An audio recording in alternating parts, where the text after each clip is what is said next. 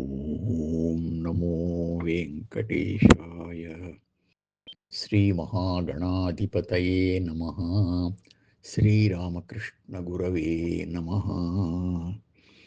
శుభాంగో లోకసారంగః సుతంతుస్తంతువర్ధనః ఇంద్రకర్మా మహాకర్మా కృతకర్మా కృతాగమః.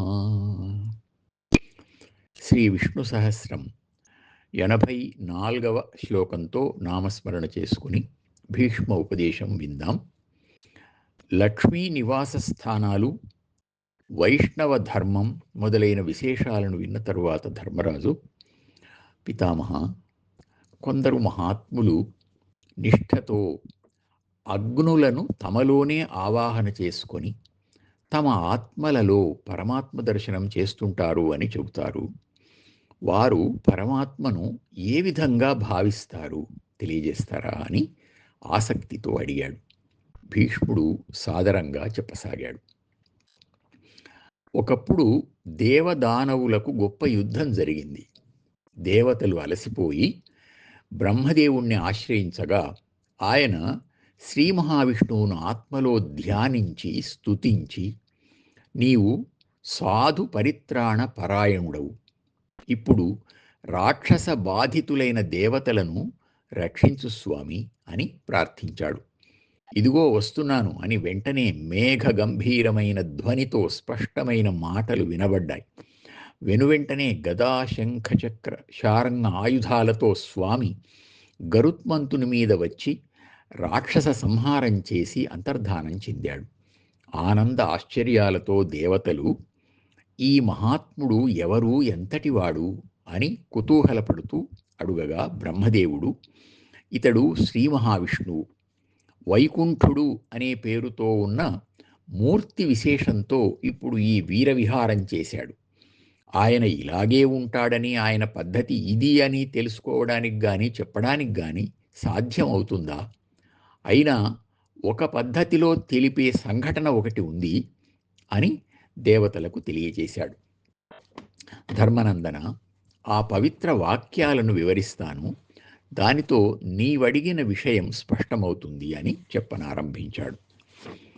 హిమవత్ పర్వతం మీద మునులు సిద్ధులు ఎంతోమంది కలిసి సద్గోష్ఠి సాగిస్తున్న సందర్భంలో అక్కడికి సుపర్ణుడు అంటే గరుత్మంతుడు యాదృచ్ఛికంగా వచ్చి వారికి నమస్కరించగా వారు అభినందించి గౌరవ సత్కారాలు చేసి, నీవు శ్రీ మహావిష్ణువుకు ప్రియమైన భక్తుడవు, ఆయన కూడా భక్త ప్రియుడు, నీవు ఆయన దగ్గరే ఉండేవాడివి, ఆయన విధానం ఏమిటో తెలుసుకోవాలని ఉంది అని అన్నారు.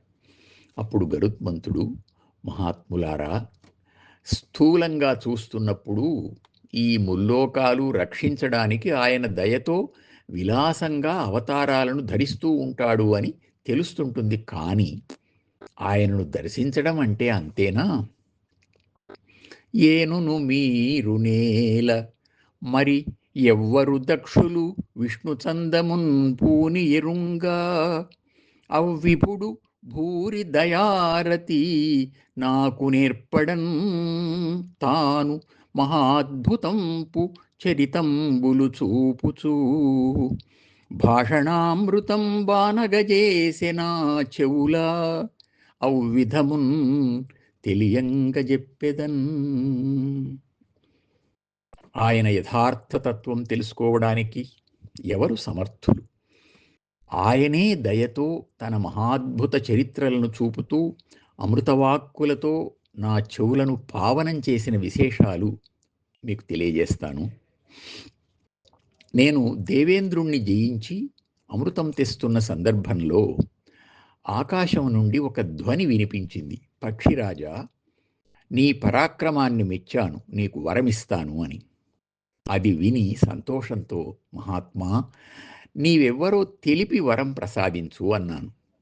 ఆయన, కాలక్రమంలో అన్నీ తెలుస్తాయి, ఇప్పటి నుండి నాకు వాహనంగా ప్రవర్తించు అని ఒక మహోజ్వల తేజోరూపంగా తోచి, నీకు జరామరణాలు ఉండవు, దేవతలలోనూ రాక్షసులలోనూ నిన్ను ఎదిరించేవారు ఉండరు, అని వరం ప్రసాదించాడు. నేను పరమానందభరితుడనై, స్వామి, నీ వాహనమవుతాను, నీవు రథమెక్కితే నేను జెండాగా నిలిచి నీ గొప్పదనాన్ని ప్రకటిస్తాను, నాకు ఈ వరం ఇమ్మని ప్రార్థించాను. ఆయన తథాస్తు అని పలికి అంతర్హితుడయ్యాడు. నేను ఆశ్చర్యంతో మా తండ్రి గారికి ఈ విశేషమంతా తెలియజేయగా ఆయన, ధన్యుడవు నాయనా నీవు, ఆ మహాత్ముడు సాక్షాత్ నారాయణుడే. బదరికాశ్రమానికి వెళ్ళి ఆయన్ను దర్శించు. నేను ఒకప్పుడు యోగ సాధన చేసి సమాధి స్థితిలో ఉన్నప్పుడు అనేక ముఖ పాద నేత్రాలతో, తెలుపు ఎరుపు మొదలైన అనేక వర్ణాలతో తన దివ్య శరీరాన్ని చూపించి, నిస్సంగుడవైతే నా యథార్థతత్వం తెలుస్తుంది అని అనుగ్రహించాడు. నీవు ఆయనకు వాహనంగా సేవ చేసే అదృష్టం పొందావు. సేవించి ధన్యుడవు గమ్మని ఆశీర్వదించాడు. ఆ తరువాత నేను బదరికావనం వెళ్ళి నారాయణుని దర్శించి నమస్కరింపగా ఆయన పట్టు వస్త్రాలు ధరించిన రూపంతో, 8 భుజాలతో, శంఖ చక్ర గదా ఖడ్గ శార్ంగధరుడై దర్శనమిచ్చి, వచ్చావు, చాలా సంతోషం, నా వెంటరా అంటూ తాను ఈశాన్య దిశగా సాగిపోయాడు. అలా కొన్ని వేల యోజనాలు వెళ్ళిన తరువాత ఒక అద్భుతమైన అగ్ని, సమిధలు లేని అగ్ని వెలుగుతుండగా ఆశ్చర్యంతో చూచాను. ఆ వెలుగులో తాను కూడా ఒక వెలుగై ఆ నారాయణుడు ప్రవేశించాడు.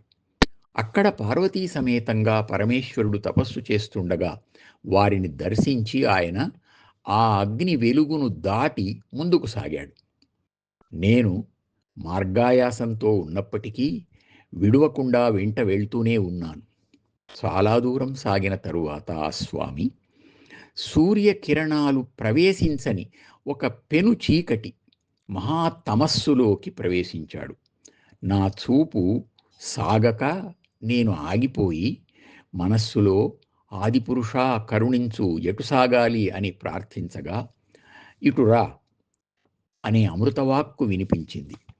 మనస్సు శరీరం రెండూ అలసిపోయిన స్థితిలో నేను శరణు వేడగా చీకటి తొలగిపోయింది. అది ఒక మనోహరమైన సుందర ప్రదేశం. పట్టపగటి నడిమింటి సూర్యుడిలాగా ఆయన దేదీప్యమానంగా ప్రకాశిస్తున్నాడు. అక్కడ సూర్య చంద్ర నక్షత్ర లోకానికి కానీ దేవతాకోటికి కానీ ప్రవేశమే లేదు. అదొక దివ్య లోకం. మధుర నాదం వినిపిస్తూ ఉండగా పవిత్రత, పరిశుద్ధత కలగలిసిన లోకాతీత సౌందర్యంతో, అలౌకిక తేజస్సుతో వెలిగే యువతీ యువకులు తనను పూజిస్తూ ఉండగా వారినందరినీ చూపులతోనే అనుగ్రహిస్తూ ఆ స్వామి ముందుకు సాగిపోయాడు. నేను కూడా ఆయన వెంటనే వెళ్తూ ఉండగా మరలా అగ్నిమయమైన భయంకర ప్రదేశం కనిపించింది. ఆయన కనిపించలేదు. నన్ను మరిచావా స్వామి అని మరలా ప్రార్థింపగా ఆయన, నిన్ను మరుస్తానా, నీ తండ్రి చెప్పగా విశ్వాసంతో వచ్చిన వాడివి, ఇటురా, భయం లేదు అన్నాడు. నేను ఆయన్ను చూడలేక భ్రమపడి నిలిచిపోగా, నన్ను చూడలేనందుకు చింతపడవద్దు. మమకార అహంకారముల మతింజురనీక నిశ్చలం బగు చూడ్కిన్ సమవేతరూపు నన్నున్ శమభరితాత్మకులు కండ్రు సార విచారా. అహంకార మమకారాలు లేని శాంతాత్మలకు కనిపిస్తాను అని తన స్థూల రూపంతో అప్పుడు కనిపించాడు. అగ్ని అణిగిపోయింది. నేను ఆయనను సేవిస్తూ ఉండగా ఆయన మరింత దూరం సాగి ఆకాశానికి ఎగసి అంతర్ధానమయ్యాడు. ముందటిలాగే ఇటురా అన్న ధ్వనిని బట్టి వెళ్ళి చూడగా అద్భుతం, అదొక హంస సరస్సు. అందులో ఆయన స్నానం చేస్తూ నన్ను రమ్మన్నాడు. నేను దగ్గరికి వెళ్ళగా మళ్ళీ ఆయన కనిపించలేదు. సరిగదా చుట్టూ వందల వేల అగ్నిహోత్రాలు, వేదనాదాలు, అంతలో భయంకరమైన సుపర్ణ సమూహాలు, నా వంటి పక్షుల పరంపరలు నా మీద దాడి చేశాయి. నేను నిశ్చేష్టుడనై అనేక శివ విష్ణు నామాలతో స్తోత్రం చేశాను. చేతులు జోడించి శరణు వేడాను. ఆ స్వామి భయపడకు భయపడకు అంటూ ఉండగా, నేను మొదట చూచిన బదరికాశ్రమంలో ఉన్నాను అని గరుత్మంతుడు చెబుతున్నాడు అని భీష్ముడు వివరిస్తూ ఉండగా, ధర్మరాజాదులు ఆశ్చర్య ఆనందాలతో వింటున్నారు. ఓం నమో వెంకటేశాయ.